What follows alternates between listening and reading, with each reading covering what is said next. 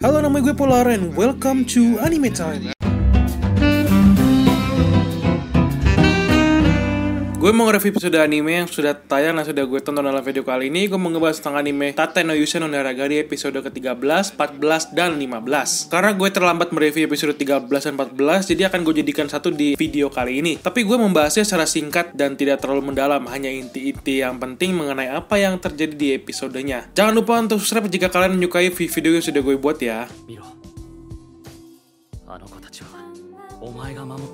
Oke, langsung aja ke review kali ini. Kita mulai dengan episode 13 dulu ya. Di pembukaan episode langsung saja kita dihadapkan dengan aksi heroik si Naofumi pada saat dia menahan serangan para prajurit yang ingin menyebab si Melty dan kelompoknya dalam rangka untuk membuat si pahlawan perisai sebagai buron dan ingin dimusnahkan. Tapi bagaimana yang liatnya perilaku para prajuritnya? Mereka menyebab orang tapi dengan ekspresi bukan kayak orang jahat gitu, malah kayak orang sengklek nggak jelas gitu. Agak ngeselin sih pada saat ngelihatnya. Setelah itu kita para penonton diarahkan menuju beberapa adegan mengenai pelarian yang sudah dilakukan sama si Naofumi dan kelompoknya. Meskipun tidak begitu selalu smooth pelariannya, tapi bisa terlihat kalau mereka dapat lepas dari para penjagaan prajurit yang selalu memantau. Karena si Naofumi ini sudah menjadi buron dan sudah disebarkan beritanya melalui kayak hologram mengenai kejadian yang sudah dialami sama si Melty. Jadilah kesalahpahaman yang berujung si pahlawan perisai menjadi buron. Dalam episode ini perbincangan yang dilakukan oleh si Naofumi dengan si Melty terlihat tidak terlalu mulus ya pada awal-awalnya. Karena ya kita tahu semua betapa bencinya si Naofumi dengan raja kerajaan yang selalu merendahkan dirinya. Makanya si Naofumi ketika berbicara dengan si Melty ketika di dalam hutan bisa terlihat dia agak dingin. Cuman kayak ngeselin ngomongnya. Jadi vibe yang dirasakan penonton itu nggak gitu dimainin di sini. Sayang sih sebenarnya adegannya. Padahal bagus loh kalau dimainin vibe yang bercampur feeling di sini. Ditambah dengan keadaan si Melty yang memang terpaku banget sama bapaknya dan bilang kalau bapaknya itu nggak jahat karena dia percaya bukan bapaknya yang nyuruh prajurit untuk berontak. Well, gue sih percaya aja karena gue udah tahu siapa dalang dibalik pemberontakan dalam kasus si pahlawan perisai ini.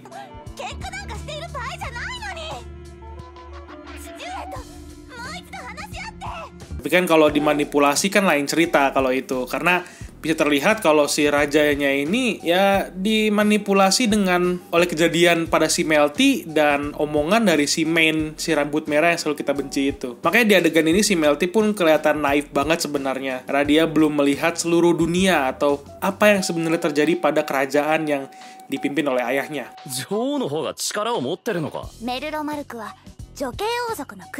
Setelah semua itu, kelompok Naofumi ini ternyata hampir tertangkap dan terpojok oleh kelompoknya si Main, di mana dia ini membawa 3 pahlawan lain untuk menangkap si Naofumi, karena mereka pun memang terlihat tidak ada habis-habisnya, terlihat naif ya di adegan ini. Mungkin tidak secara langsung kelihatan naif, tapi cara mereka ngomong dan tidak mau mendengarkan apa yang dikatakan sama si Naofumi itu ya agak sedikit bikin greget, apalagi mengenai si cewek rambut merah yang selalu kita benci, si Main. Di sini adegannya dengan senyuman ekspresi orang jahat yang bikin gue pun agak greget pada saat nonton, apalagi pada saat dia mengeluarkan sihirnya. Oke, gue akuin si Main ini ternyata memiliki skill sihir yang luar biasa bagus ya, dan memiliki efek dampak yang cukup besar pada saat dia bertarung. Tapi ya gitu, ekspresinya aja yang bikin greget gitu ngelihatnya.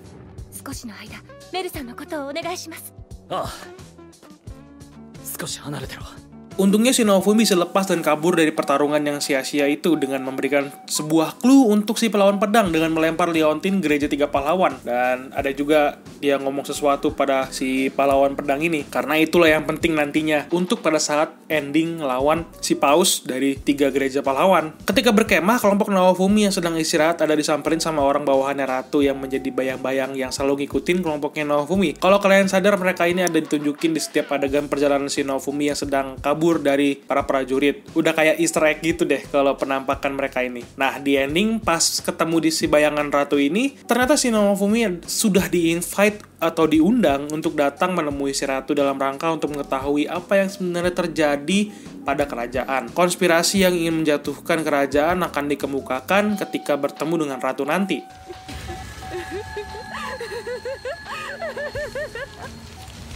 Masuk ke episode 14, di awal episode tanpa basa-basi langsung saja diperlihatkan perilaku busuk si Main dengan sengaja membakar hutan. Ini sebenarnya cerdik kalau dipakai dalam peperangan militer karena memang dengan mudah untuk menemukan mangsanya. Tapi itu tidak bagus untuk lingkungan dan kalau menurut pribadi gue sendiri tindakannya ya sia-sia. Apalagi karena si Naofumi juga udah tahu masalah apa yang akan terjadi jika dia memaksa masuk melewati hutan yang terbakar tersebut. Dan di sini kita juga udah tahu kalau perilaku busuk si Main malah mau menjatuhkan nama baik si Naofumi karena sudah terlihat bahwa dalam percakapan si Naofumi dengan merchant atau sebuah toko di dalam kota yang bilang kalau pahlawan perisai lah yang membakar satu hutan dan gunung. Jadi ada rumornya si Naofumi ini semakin jatuh karena hal ini.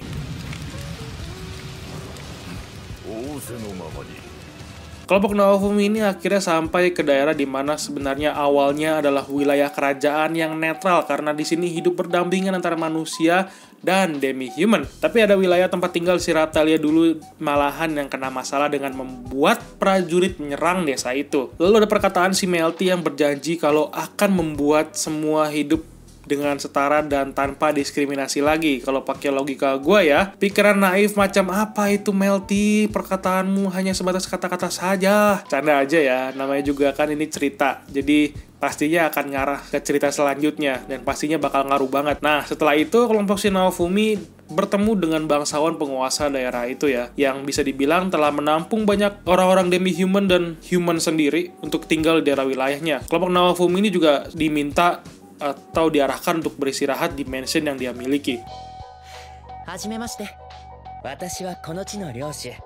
Tapi sayangnya ya, keadaan tidak berakhir baik karena kan memang pasti ada aja masalah selalu di setiap episodenya ya. Apalagi si Naofumi lagi jadi buron, pastinya bakal dapat masalah yang bertubi-tubi akan datang. Ketika si Melty ditangkap sama bangsawan lain yang ternyata adalah penganut dari gereja 3 pahlawan, kita bisa melihat dari masa lalunya si Raphtalia yang bisa dibilang samar-samar gitu ya. Ternyata bangsawan yang ada nangkap si Melty ini adalah masternya Raphtalia yang dulu, yang sebelum Naofumi maksudnya ya, yang selalu menyiksa si Raphtalia sampai agak keot atau penyakitan. Makanya kan awal-awal si Raphtalia sebelum evolusi, pada saat dia sedang dibeli sama si Naofumi itu sakit-sakitan. Ya karena bangsawan ini, memang kalau logikanya bangsawan di setiap isekai, di cerita-cerita isekai pasti begini jadinya perilakunya. Kayak stereotip bangsawan kali ya di cerita isekai. Perilakunya selalu beringas dan kadang-kadang tidak berotak ini.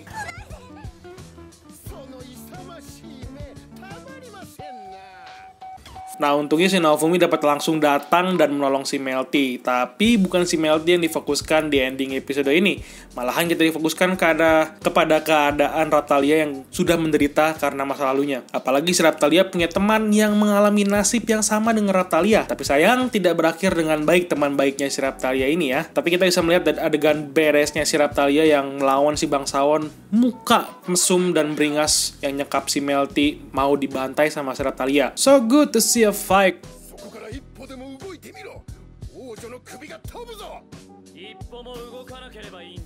Kita masuk ke episode 15. Di awal episode langsung saja terlihat si Raphtalia yang marah-marah dengan bangsawan yang berbuat jahat dan berbuat diskriminasi pada kaum demi-human. Kita juga dapat melihat ya keadaan masa lalunya Raphtalia di mana dia memiliki teman dekat seorang bocah perempuan demi-human juga yang selalu dekat dengan dirinya. Apalagi pada saat awal-awal episode pembukaannya sudah diberitahukan cerita mengenai temannya Raphtalia ini ingin menikahi atau bertemu dengan pahlawan perisai. Karena seperti yang kita tahu bahwa orang-orang yang di dunia itu, apalagi demi-human, menganggap pahlawan perisai sebagai Tuhan mereka atau dewa mereka yang mereka lindungi dan mereka puja-puja. Tapi naas ketika itu juga ada gelombang yang datang dan para prajurit datang ke desanya Raphtalia atau mereka dan membuat kekacauan dan membasmi para demi-human yang ada dan menculik anak-anak yang ada di desa itu. Setelah itu juga anak-anak yang demi-human ditangkap, disekap oleh bangsawan yang beringas ini. Emang laknat emang nih manusia ya. Ngeliat mukanya juga kagak tahu diri gitu juga sih. Apalagi pas saat dia berantem sama si Raphtalia.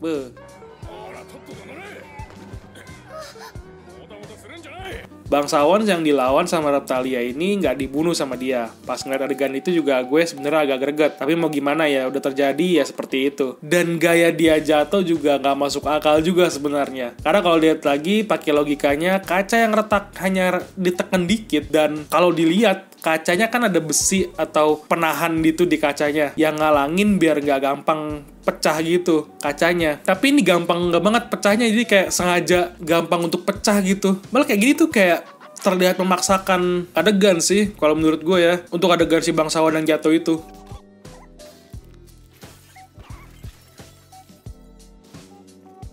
Ya, untungnya masalah mengenai bangsawan ini selesai untuk sementara ya. Kelompok Naofumi langsung berjalan ke penjara bawah tanah untuk melihat temannya si Raphtalia. Kita juga bisa melihat si Melty melihat kenyataan hidup kerajaan yang diagung-agungkan dari ibunya, yang dimana dia diberikan tugas untuk membuat raja itu menenangkan dirinya dan berubah pikiran untuk membeda-bedakan demi-human dan human. Karena di episode lalu dia bilang dia akan membereskan semua diskriminasi terhadap demi-human. Dia juga dengan entengnya bilang begitu. Dan akhirnya dia disadarkan dengan melihat kenyataan yang terjadi pada kerajaan yang dia agung-agungkan. Karena pada saat si Melty dibilang hal yang seperti ini terjadi pada seluruh kerajaannya. Gak cuman si bangsawan ini aja, semua bangsawan itu mengalami atau melakukan hal yang sama, yaitu mendiskriminasi demi-human. Ekspresi si Melty yang langsung saja berubah pas denger itu, jadi ekspresinya ngeri dan kaget gitu mukanya. Kalau gue sih malah seneng pada saat ngeliat si Melty kayak gini. Karena gue langsung aja mikir, baru tahu ente sekarang apa yang sudah terjadi. Sudah terlambat mengambil kata-katamu, bocah.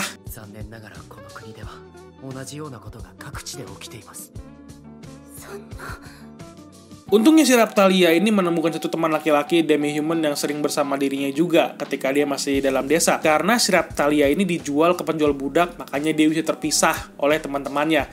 Tapi untungnya dia bertemu dengan pahlawan perisai atau si Naofumi yang membantu dia untuk evolusi dan mendapatkan kekuatan untuk melawan orang yang dia benci. Ketika itulah si teman laki-lakinya si Raphtalia ini mengantarkan ke sel tempat si Raphtalia dan teman perempuannya itu pernah tinggal bersama. Yang membuat gue kaget adalah ketika yang melihat teman Raphtalia sudah menjadi tulang belulang. Inilah kenyataan keji dari bangsawan yang didiskriminasi tinggi ya. Dan kalian tahu apa? Diskriminasi yang tinggi akan berakibat seperti ini juga. Sama seperti di anime. Mungkin bisa lebih parah kalau di dunia kita sekarang ini.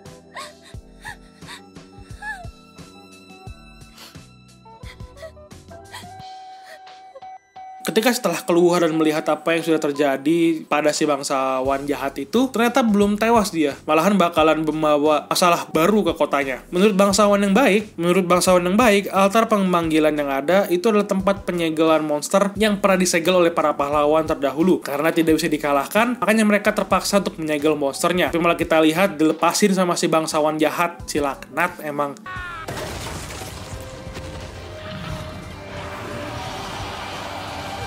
Untuk episode ini, percakapan yang dilakukan oleh para karakternya ini walaupun terlihat dark, tapi alur ceritanya itu memprihatinkan banget dan membawa hati nurani para penonton pun ikut merasakan apa yang dirasakan sama si karakter dalam cerita kali ini. Karena hal ini bisa membuat para penonton pun bisa ikut masuk ke dalam vibe dan feeling yang dirasakan oleh para karakter yang ada dengan melihat dari lingkungan, suasana, gambar, pencahayaan dalam adegannya itu benar-benar almost perfect untuk sedikit adegan pada saat kita melihat temannya si Raphtalia yang sudah menjadi tulang belulang ya. Gue bisa bilang untuk episode 15 ini cerita yang ditampilkan berjalan mulus walau ada yang aneh pada saat si bangsawan jahat itu jatuh. Dari jendela itu agak aneh. Tapi vibe dan aura yang ditampilkan di episode ini mendorong cerita di seri anime ini menjadi lebih baik. So, good job untuk studio untuk perabaan cerita yang kompleks dibuat dengan sentuhan smooth di setiap adegannya di episode kali ini ya. Jadi almost perfect. Good job.